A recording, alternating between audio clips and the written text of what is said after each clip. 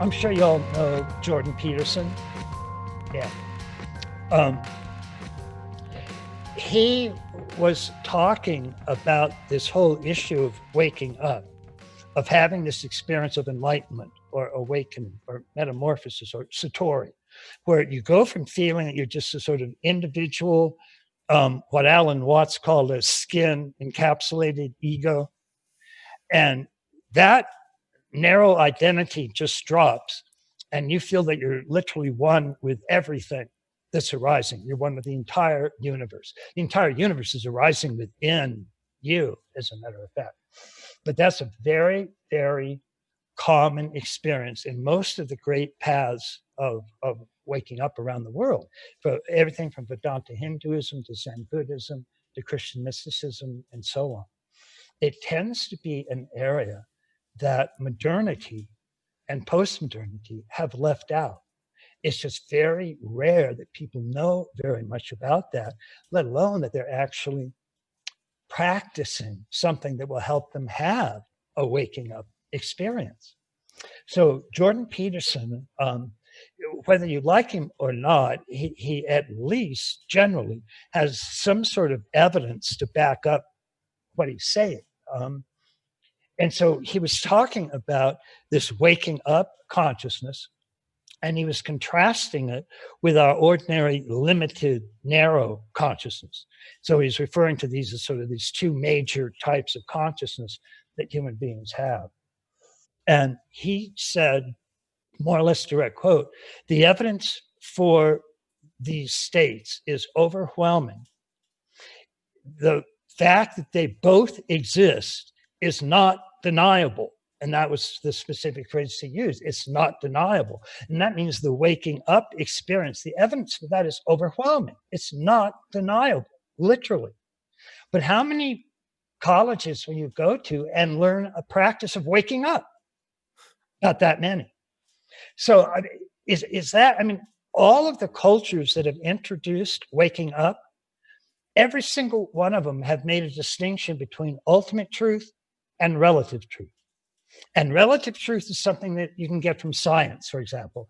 If water has 2 hydrogen, 1 oxygen atom, that's a relative truth. And these paths of awakening, paths of liberation, they don't deny relative truth. But they will say the only experience of ultimate truth is this waking up experience, this satori experience. Because in that state, you're actually experiencing what's often called a ground of being. Just an ultimate absolute ground of being. Everything is a manifestation of that ground of being. And when you have that kind of satori experience or waking up experience, 95% of the people who have those experiences will say it's an experience of absolute reality. I have no doubt whatsoever. And that's what's so amazing about those experiences. And that, by the way, is the only practice or experience or consciousness that human beings have ever claimed gave ultimate truth. But there's no mistaking, and it's just not deniable that that's what they do and that those experiences are present. So we have these realities of just from what we've looked at so far, growing up and waking up. And the experiences of the existence of both of these is just not deniable. And so the question becomes, well, how many people are aware of just those two even? And the answer is not very many. How many world leaders know about either one of them? Not very many. How many thought leaders in any discipline know about them? Not that many. So we're ignoring ultimate truth, and we're ignoring the one way that adults can continue to grow and develop through growing up. So we're ignoring waking up, we're ignoring growing up. And by the way, we don't do much better with opening up and showing up and cleaning up. Those are also incredibly important realities. And they're just right over most people's heads, even though, again, the evidence is absolutely overwhelming for these things. And so that's it's one of the reasons that people who just even sort of stumble on to some sort of integral approach can get very excited about it because it's showing them realities that are a very real part of them that they have full access to, but they had no idea was there. I mean, I remember when I first learned that there was this practice called Zen Buddhism, and that it was aiming for this thing called Satori. And I'd never heard of anything like that. And I was 17 years old. And this was back in the 60s. So meditation wasn't even really understood much at that time. And I read a 3-volume set of books called Essays in Zen Buddhism by a guy named D.T. Suzuki. And they kept talking about this Satori thing. And it became very clear to me that there was this consciousness, this awareness called Satori. And it really did show you something unbelievably important about yourself and about reality. I mean, it was actually a type of ultimate truth. And you had access to this. You could actually experience that for yourself. And for about 3 days, my response wasn't, oh, wow, I'm happy to find this out. I was infuriated. I was absolutely enraged. And I was enraged because I kept saying, why didn't anybody tell me this? Jesus Christ, I mean, I'm almost 20 years old and I don't know what ultimate truth is. How did this happen? And I was just absolutely enraged. And then I went out and found a Zen master and started practicing Zen.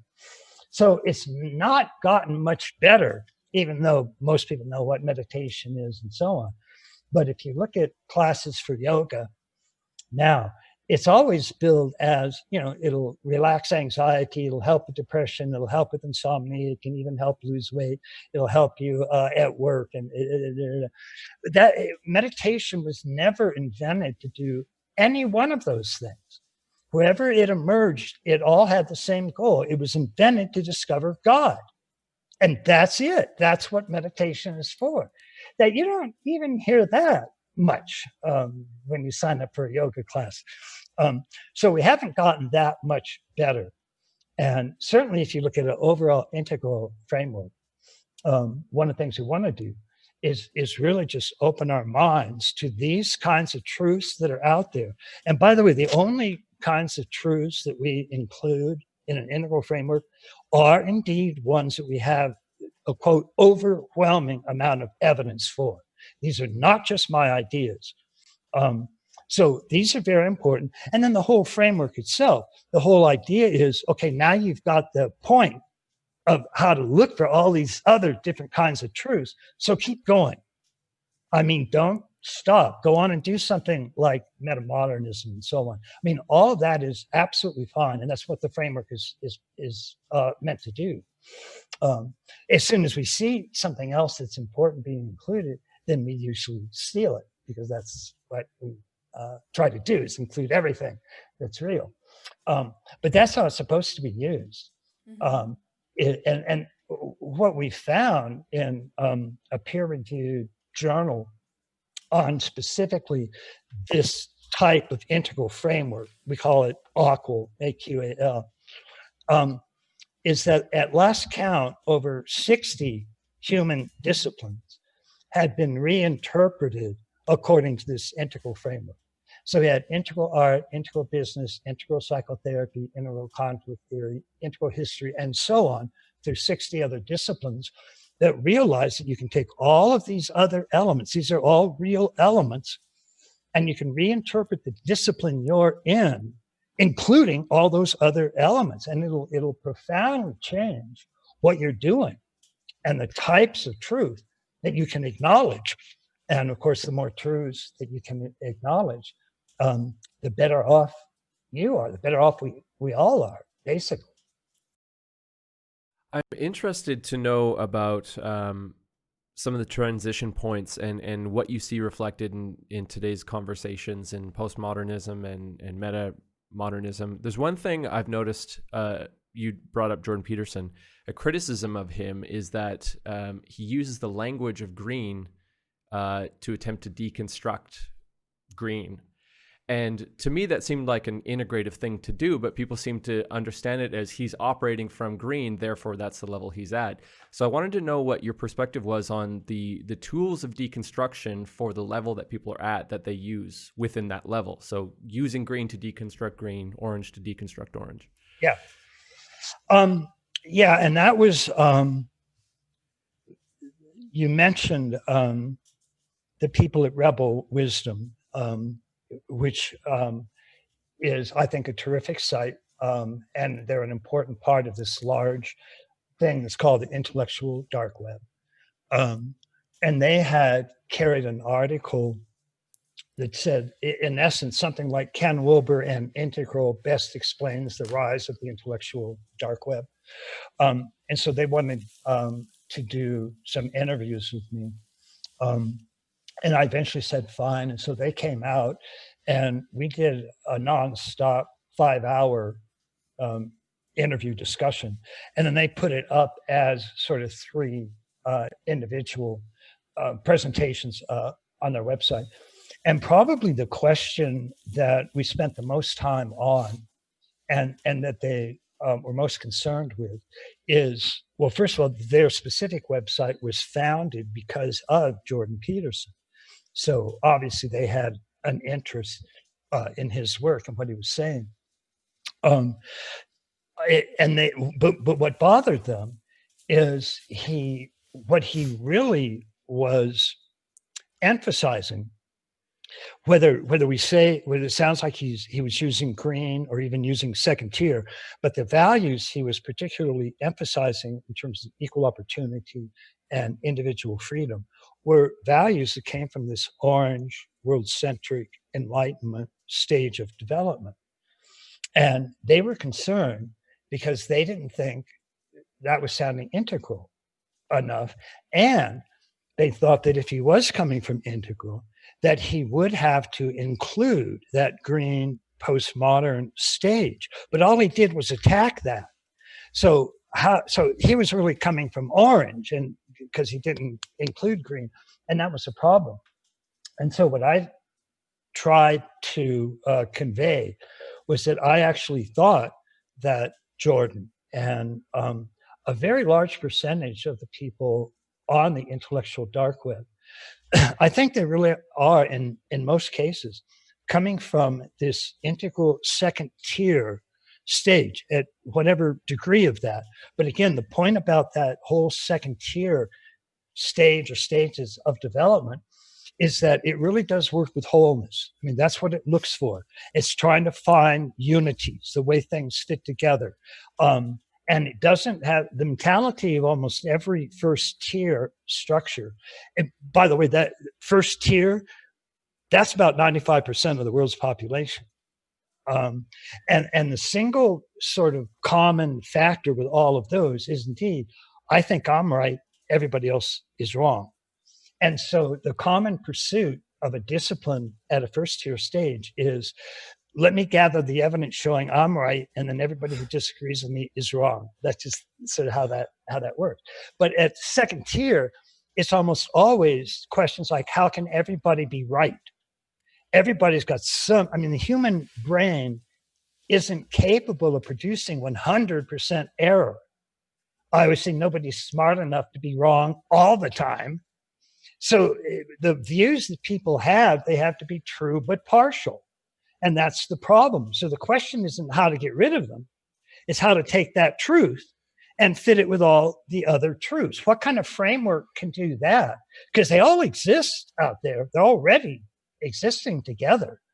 So how do you ask that kind of question? And those are the kinds of questions that most of the people in the intellectual dark web, those are the kinds of questions they ask. And one of the things that will happen if you move in, at least cognitively move into second tier integrated systemic structures, is that you'll not only start looking for wholeness yourself, but you'll also look around out there and try to see what's absent or what's being taken away, that if it was there, it would help with this wholeness. And the thing that's getting shortchanged, particularly by postmodern, extreme left political orientation, is orange values themselves: equal opportunity, free speech, individuality. Those values are being denied by green postmodernism. And that will drive that categorical attack on orange values, when orange values so clearly need to be included in an overall framework, that will just drive second tier slightly nuts. And so it's just going to look out there and see this massive attack on orange. What are you guys doing? I mean, you're using all of those rights for every single thing you say. And yet all you're saying is that those rights aren't important. I mean, it's just a huge contradiction. And so most people that are attacking postmodernism, including Jordan Peterson, will see it as just a byproduct of what's usually called, it's a type of neo-Marxist infiltration of the culture that Marxism tried originally by talking about class structure, that failed in miserable ways during World War I. I mean, poor French people fought against poor German people, fought against poor Italian people. There wasn't a workers of the world unite kind of thing going on. And so the Marxists went, well, to hell with that. And so starting in the 60s, people like Herbert Marcuse, they started infiltrating culture with this notion of identity politics, just identify with that. The problem there with that particular view is, first of all, that's a very neo-Marxism. To the extent that has any meaning at all, that's a fairly sophisticated conceptual notion. And it's not likely, the number of people that have postmodern values, I mean, if you actually look at studies in the United States, for example, you have upwards of 23% of the population at green postmodern stages of development. So that's where those postmodern values are coming from. And that's why that fairly significant number of people have those values.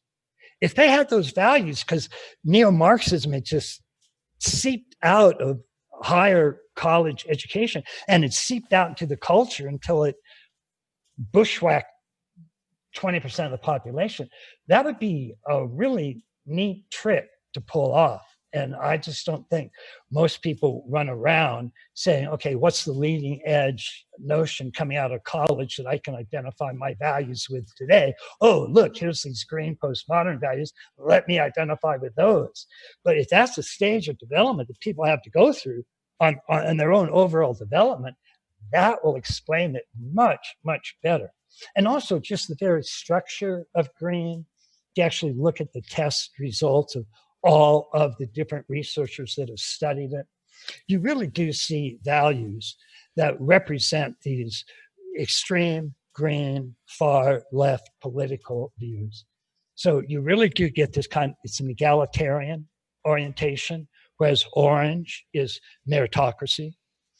It believes in equal outcome. It looks at all groups, and if it sees any group ahead of any other group, then it maintains the group that's ahead is oppressing the other. It's just power, and that's all it is. And that's the only way it's interpreted. Whereas orange has equal opportunity. And those, of course, are the values that Jordan stresses, and then even people like Ben Shapiro stress those values, again, because they're getting bushwhacked from postmodern green with its radical egalitarian. It replaces individual justice with social justice, and replaces equal opportunity with equal outcome.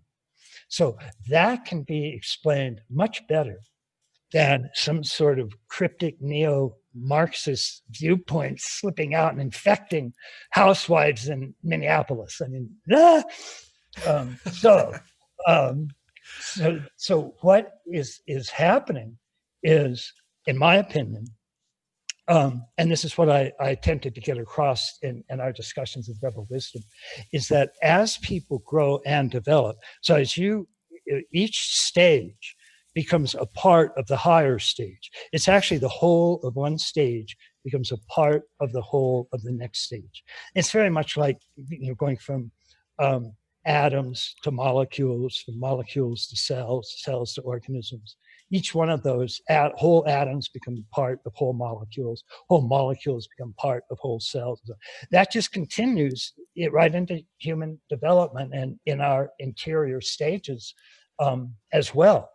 And so if we hadn't gotten to the point where we had denied a lot of these interior realities and we're just reducing everything to its exterior interlocking, interwoven material systems, we would be tracking these interior stages.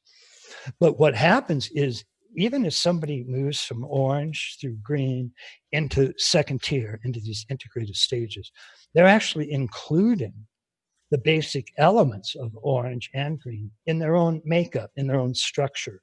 Orange and green have become parts of a larger whole at second tier.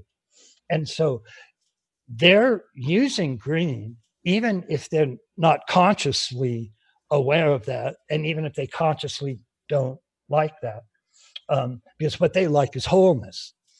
And you certainly see that in Jordan Peterson, for example. I mean, even though he's a clinical psychologist, and his job for most of his adult life has included seeing clients as a therapist and working with their emotional problems. And then he taught psychology at Harvard, taught at University of Toronto. So you would expect him to be a kind of scientific guy. But here's a guy who gives like 50 hours of lectures on the meaning of Genesis. I mean, he argues very carefully. He knows that there's a waking up consciousness. He knows that there's growing up consciousness. So he's using all of these components. And that's what I see happening on the intellectual dark web too, by the way. And I think that's why, as they pointed out, that just sort of this integral background has kind of become the language of the intellectual dark web. So what we're looking to see right now is some way for this kind of awareness to become more widespread. Because again, the data for it, the evidence for it is overwhelming. And more importantly, it really is showing adult human beings ways that they can continue their own growth and expansion and development and their own higher potentials. These are being robbed from people right now because the actual evidence we have for them is just not being put out there. And that's just really horrifying. I mean, I don't care if you look at the whole integral framework and then go, I don't believe any of it. That's fine. But you should know that you do have these potentials. They are out there. And there are a staggering number of extremely competent researchers that have the evidence to prove it. And so this is something you might want to look into. Enter the Future Thinkers giveaway and win our brand new community membership, including in-depth courses, private calls, and more, as well as a supply of Qualia, a complete cognitive upgrade for your brain. To enter the contest, simply go to futurethinkers.org/giveaway and sign up for our mailing list to instantly get our 50-page guide on how to adapt to the future. There are many ways to increase your chances of winning. Enter the competition today. The brand new Future Thinkers members portal is now live. Develop your sovereignty and self-knowledge with our in-depth courses, get access to our weekly sense-making calls, join the Q&As with past podcast guests, and much more. Become a Future Thinkers member today at futurethinkers.org/members. To stay up to date with new episodes, subscribe to Future Thinkers on your favorite platform. And leave us a review or a like. It really helps out the show. And don't forget to share this episode on social media.